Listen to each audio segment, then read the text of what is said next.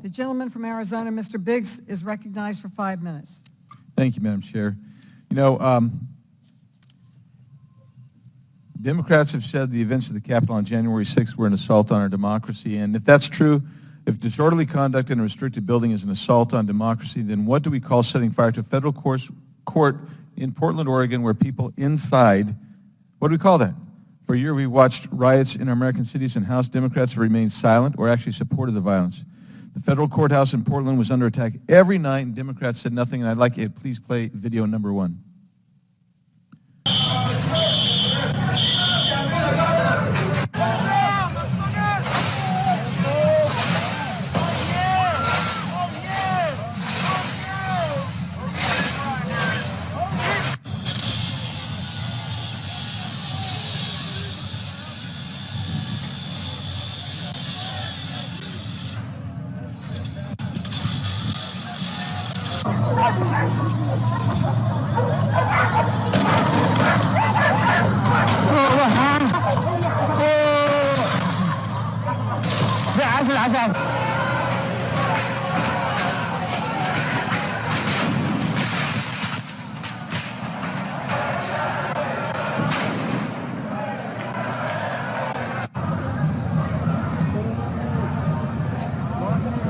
Madam Chair, as we're watching this rioting, this insurrection, this violation of the rule of law, this attempt to change our government system taking place in Portland, I wonder why Democrats have refused to hold hearings regarding those riots.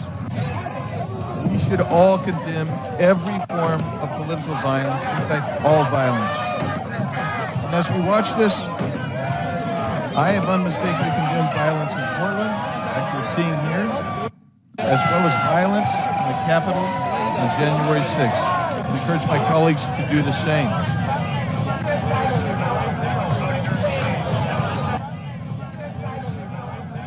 I think you can stop the tape now. Thank you. Stop the video now. Thank you. Now, Representative Lynch implied that Representative Heiss didn't know what he's talking about when he said the ellipse, walking the ellipse to the Capitol takes about 45 minutes. Representative Lynch said, it's just 2 blocks, a couple of minutes. Just all he has to do, Mr. Lynch, take a look at your mapping app. You'll see it's 45 minutes when there's no crowd, much less when there is a huge crowd. I want to go to Mr. Miller and just clarify a few points, as well as Mr. Rosen, so please stand by. Mr. Miller, I believe you testified that you had all the authority you needed without talking to President Trump on January 6th. Is that accurate? Yes. And Mr. Rosen, you also said you didn't need to talk to President Trump on January 6th because you also had all the authority that you needed to act. Is that correct? Yes. And Mr. Miller, you talked about an organized conspiracy. That's the quotes I have from you earlier in testimony about what took place on January 6th. In some respects, was it organized, the attack? I don't know. I think we're going to have to find out through forums like this and further investigation, but it appears that way based on the communications protocols and whatnot. Okay, thank you. Now, it's got to be hell to have Donald Trump living in your head like my colleagues across the aisle have. Everything they do is based on what Donald Trump said or didn't say, but the reality is he did talk about moving peacefully and patriotically to the Capitol. One last clarification for you, Mr. Miller. The Democrats keep talking about breaching the Capitol in their timeline, but there's a big difference between breaching the outer barriers of the Capitol that surround the Capitol versus actually getting into the Capitol building, is there not? That's exactly what I was trying to explain, yes. And so some of their timeline is screwed up because they don't delineate and distinguish between those two important facts. I think there's a misunderstanding about when you talk about the security perimeter versus entering the Capitol. Yeah, you're too diplomatic. I say they screwed up their timeline.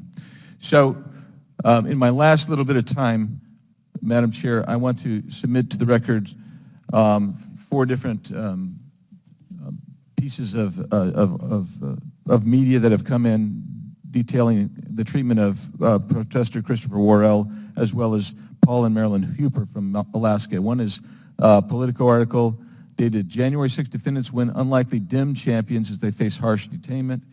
Capitol riot, another political article, Capitol riot, suspects held in D.C. are in restrictive housing, district says.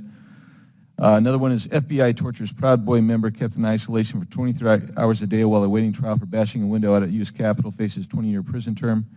And what do January 6 patriots and Guantanamo inmates share? Another periodical. With that, Madam Chair, I'll yield back.